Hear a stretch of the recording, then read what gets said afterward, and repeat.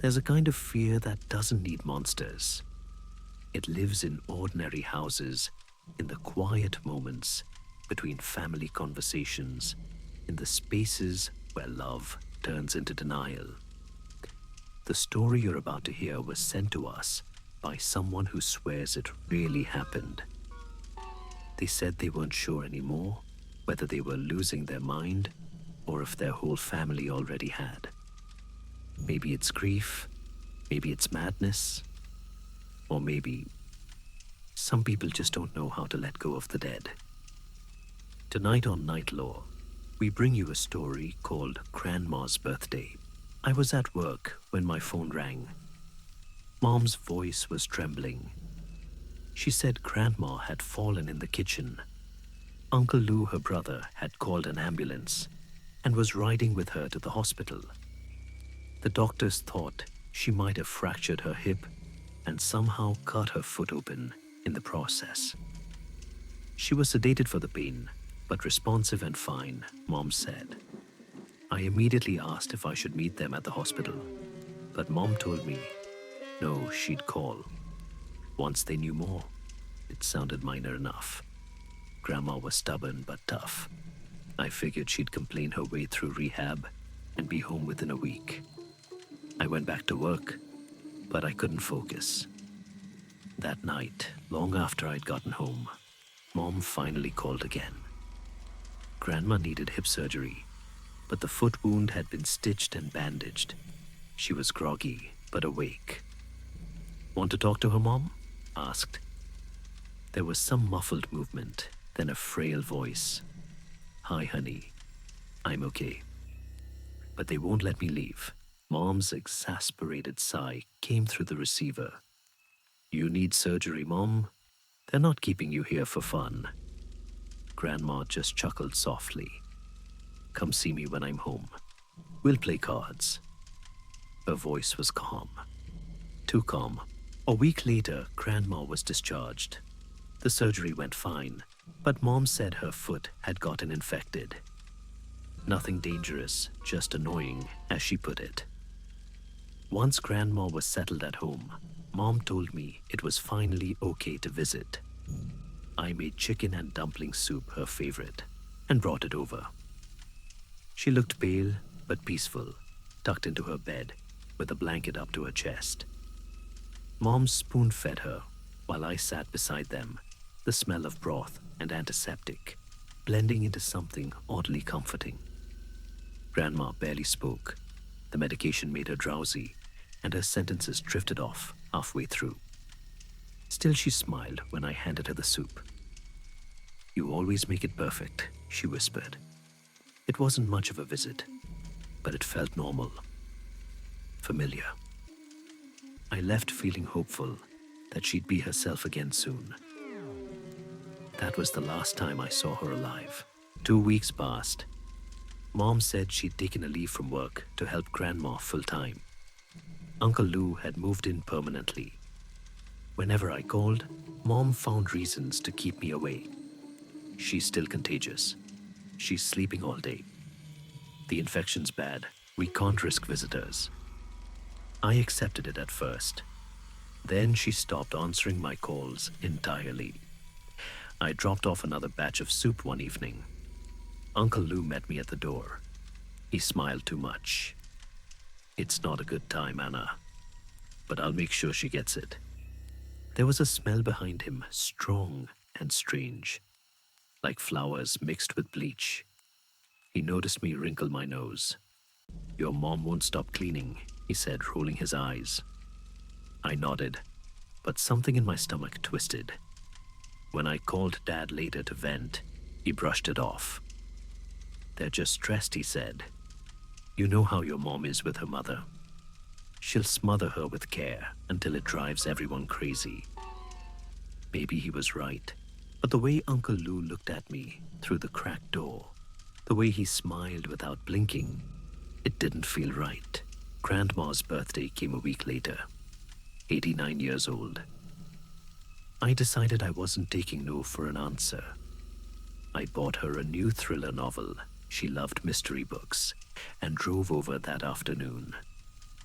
The blinds were drawn tight, every window shut, even though it was a bright spring day. The air should have been warm and full of birdsong, but the yard was silent. I knocked twice. No answer. When I tried the knob, the door was locked. Then I smelled it. The same sickly sweet chemical scent, but stronger. It crawled down my throat like rot wrapped in perfume. I knocked again. The door creaked open an inch. Mom's face appeared through the gap. Anna. Her voice was breathless. Now's really not a good time. What is that smell? I asked. She hesitated, then said, The infection's gotten worse. But we're monitoring it. Shouldn't she be in the hospital? No. We have it handled, she said quickly. I just picked up her antibiotics. I swallowed hard, staring past her into the dim hallway. Let me see her, Mom. Her expression tightened. She's resting. Maybe tomorrow. I took a step forward. Please, just for a minute. She sighed, defeated. Fine, but don't make a scene. The house was dark. Curtains drawn air thick and heavy. The odor hit me harder inside, floral and foul at the same time. I couldn't tell if it was coming from cleaning products or something much worse.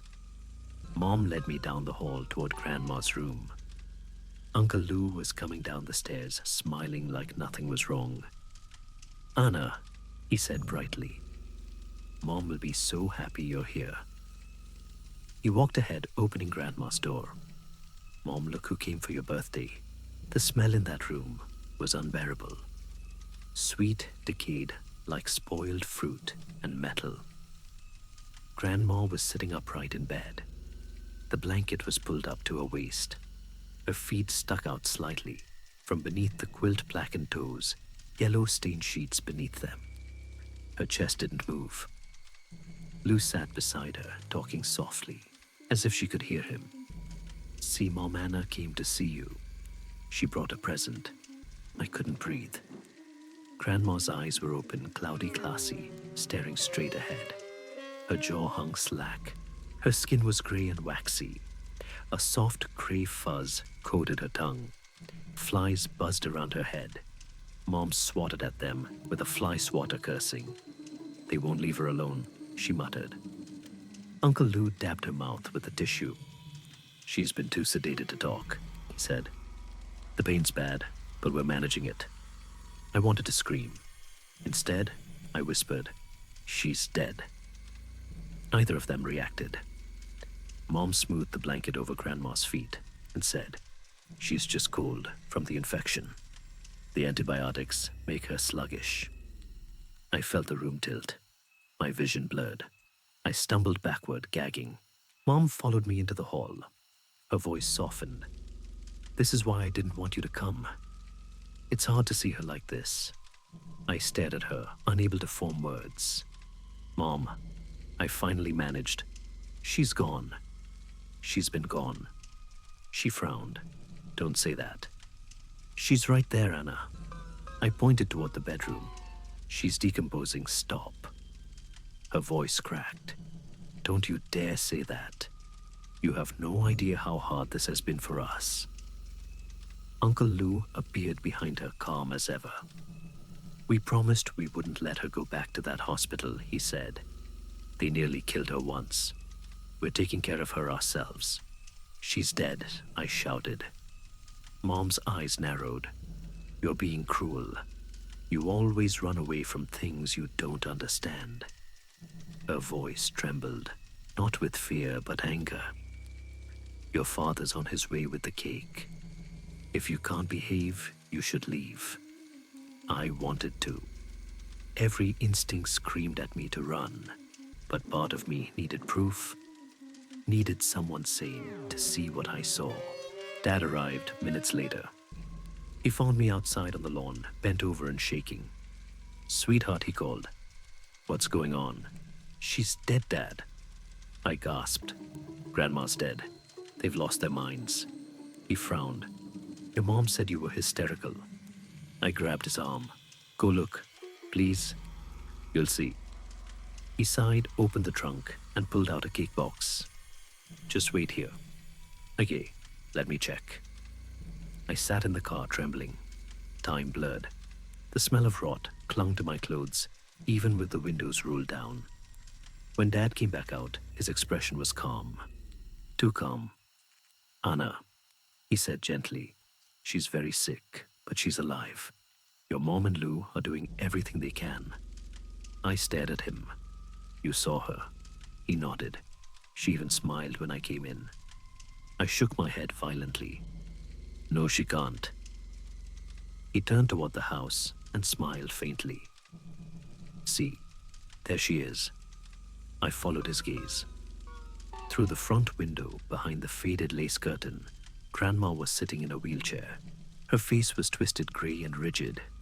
Her mouth hung open, and her eyes, those dead milky eyes, shifted, just slightly, toward me. I screamed. Dad reached for the door handle, but I slammed the car into gear and tore out of the driveway gravel, spraying behind me. In the mirror, I saw him and Uncle Lou standing on the porch, watching me leave. And behind them, through the window, Grandma's face was still turned toward the road. I don't know what's real anymore. Maybe I overreacted. Maybe the drugs, the sickness, the lighting, maybe they made her look worse than she was. Maybe she really was alive, just barely. But if that's true, why didn't she blink?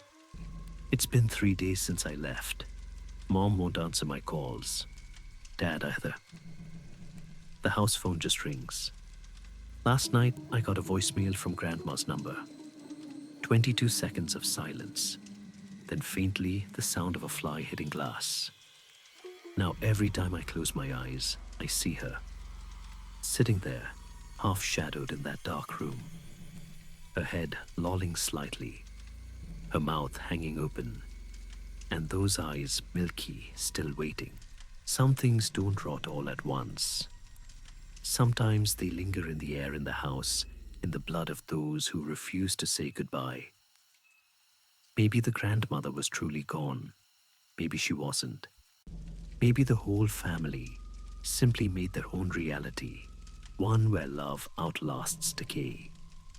But if you ever smell something sweet and sour like flowers, left too long in dirty water, and hear the faint buzz of a fly against the window, remember this story. And don't answer the phone if it's coming from someone who shouldn't be calling anymore.